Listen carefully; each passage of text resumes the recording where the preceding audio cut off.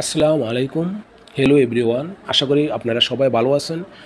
মেসেঞ্জারের একটি গুরুত্বপূর্ণ সেটিং নিয়ে আমি আপনাদের মাঝে হাজির হলাম। আমরা যারা মেসেঞ্জারে অন্যের সাথে কথা বলি, আমরা অনেকেই কিন্তু মেসেঞ্জারটি অ্যাক্টিভ থাকলে আমরা সেটাকে বন্ধ করে রাখি। অন্য লোকে কিন্তু বুঝতে পারে না আমাদের মেসেঞ্জারটি অ্যাক্টিভ আছে কিনা, বন্ধ আছে। কিন্তু আপনি যদি চান যে সেটাকে অ্যাক্টিভ করে রাখতে সব সময়ের জন্য, যে আপনি যেই কোনো বন্ধুরা যাতে সবসময় আপনাকে অ্যাক্টিভ দেখতে পারে, সেটা যদি করে রাখতে চান তাহলে কিভাবে করবেন? তার জন্য আপনাকে কি করতে হবে? প্রথমেই আপনাকে মেসেঞ্জার অ্যাপ্লিকেশনটিকে আপনাদের মোবাইলে ইনস্টল করে নিতে হবে। অথবা যারা মেসেঞ্জারে যোগাযোগ করেন তাদের কিন্তু প্রথম থেকে মেসেঞ্জার অ্যাপ্লিকেশনটি ইনস্টল করা আছে। কিন্তু আমার মেসেঞ্জার অ্যাপ্লিকেশনটি ইনস্টল করা না থাকার কারণে আমি কী করব? প্রথমে প্লে স্টোরের উপর ট্যাপ করে দিব। প্লে স্টোর ট্যাপ করে দিয়ে আমি সার্চ বারে ট্যাপ করে আমি লিখব মেসেঞ্জার। দেখেন এখানে মেসেঞ্জার চলে আসলো। আমি মেসেঞ্জারের উপর ট্যাপ করে দিলাম। মেসেঞ্জারের উপর ট্যাপ করে দেওয়ার পর দেখেন আমার এখানে মেসেঞ্জারটি কিন্তু ওপেন দেখাচ্ছে। আমি কী করব? ওপেনে ট্যাপ করে দিব। ওপেনে ট্যাপ করে দেওয়ার পর আমার মেসেঞ্জারটি এরকম ওপেন হলো। ওপেন হওয়ার পর আমি কী করব? এই বাম পাশে 3 লাইনের উপর ট্যাপ করে দিব। ট্যাপ করে দেওয়ার পরে চলে আসলো এখানে সেটিং। এই সেটিং অপশানটির উপর আমি আবার ট্যাপ করে দিব। সেটিং অপশানটির উপর ট্যাপ করে দেওয়ার পরে দেখেন এরকম একটি ইন্টারফেস ওপেন হলো। এইরকম একটি ইন্টারফেস ওপেন হলে আমি স্ক্রল ডাউন করে একটু নিচে চলে যাব।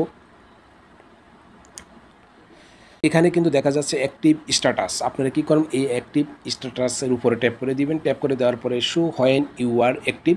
দেখেন এটা কিন্তু অ্যাক্টিভ দেখাচ্ছে। আপনারা এখানে ট্যাপ করে দিবেন। ট্যাপ করে দেওয়ার পরে আপনাদের যদি এটাকে আনঅ্যাক্টিভ দেখায়, তাহলে আপনারা কি করবেন? যদি এই আনটিল এ সেন্স ইট এখানে ট্যাপ করে দিবেন। এখানে ট্যাপ করে দিয়ে আপনারা কিন্তু এই পেজ এখানে ট্যাপ করে দিবেন।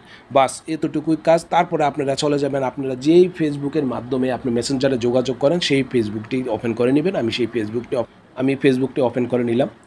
ফেসবুকটি ওপেন করার পরে এইরকম একটি ইন্টারফেস ওপেন হলো। এইরকম একটি ইন্টারফেস ওপেন হওয়ার পরে আমি কি করব? এই ডান পাশে 3 লাইনের উপর ট্যাপ করে দিব। 3 লাইনের উপর ট্যাপ করে দিয়ে আপনি এখান থেকে খুঁজে নেবেন সেটিং অপশানটি আপনার উপরে পেয়ে যেতে পারেন। যদি উপরে না পান তাহলে স্ক্রল ডাউন করে নিচে যাবেন। এখানে সেটিং অ্যান্ড প্রাইভেসির আন্ডারে কিন্তু এই সেটিং অপশানটি পেয়ে যাবেন। সেখানে ট্যাপ করে দিবেন। সেখানে ট্যাপ করে দেওয়ার পরে এখান থেকে খুঁজে নিতে হবে অ্যাক্টিভ স্ট্যাটাস। দেখেন এখানে কিন্তু আপনি পেয়ে যাবেন অ্যাক্টিভ স্ট্যাটাস। দেখেন এখানে নিচে লেখা আছে ব্লকিং, এর নিচে লেখা আছে অ্যাক্টিভ স্ট্যাটাস।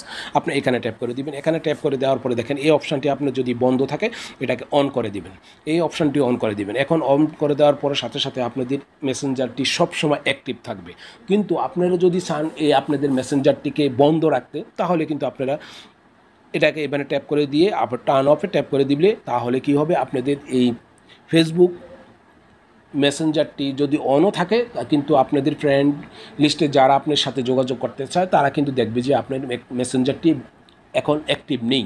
কিন্তু আপনি যদি চান অ্যাক্টিভ রাখতে সবসময়, তাহলে এখানে ট্যাপ করে দিয়ে অ্যাক্টিভ করে দেবেন। এই হলো আজকের এই ভিডিওটি দেখে যদি আপনাদের বিন্দু পরিমাণ উপকার হয়, তাহলে অবশ্যই আমার চ্যানেলটি যদি এখনও সাবস্ক্রাইব না করে থাকেন, তাহলে আমার রিকোয়েস্ট থাকবে অবশ্যই আমার চ্যানেলটিকে সাবস্ক্রাইব করে পাশে থাকা নোটিফিকেশনটিকে অন করে দিবেন এই ধরনের হেল্পফুল ভিডিও সবসময় পাওয়ার জন্য।